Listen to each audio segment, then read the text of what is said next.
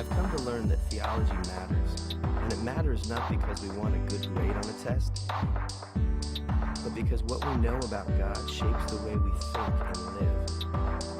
What you believe about God's nature, what He is like, what He wants from you, and whether or not you will answer to Him affects every part of your life. Theology matters because if we get it wrong, then our whole life will be wrong. I know the idea of studying God often rubs people the wrong way. It sounds cold and theoretical, as if God were a frog carcass to dissect in a lab, or a set of ideas that we memorize like math proofs. But studying God doesn't have to be like that. You can study Him the way you study a sunset that leaves you speechless. You can study Him the way a man studies the wife he passionately loves. Does anyone fault Him for noting her every like and dislike? Is it clinical for Him to desire to know the thoughts and longings of her heart, or to want to hear her speak? Knowledge doesn't have to be dry and lifeless. And when you think about it, exactly what is our alternative? Ignorance? Falsehood?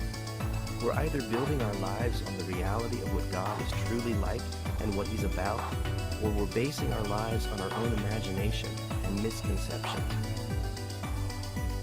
We're all theologians. The question is whether what we know about God is true.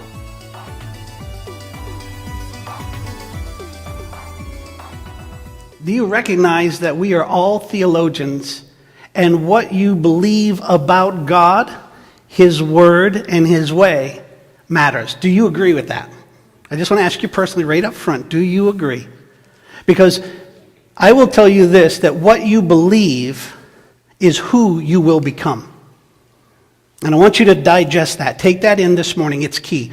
What you believe is who you become. And consequently, as Christians, that means that what we believe about the church is the church we will become.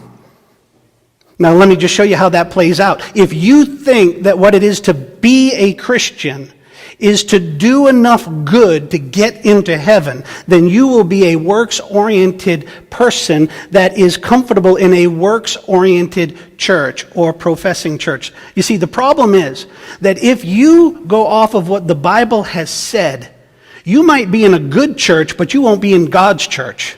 You see, God's church is what He says and not what man says. Regardless of how sincere or how well intended, what you believe is who you become.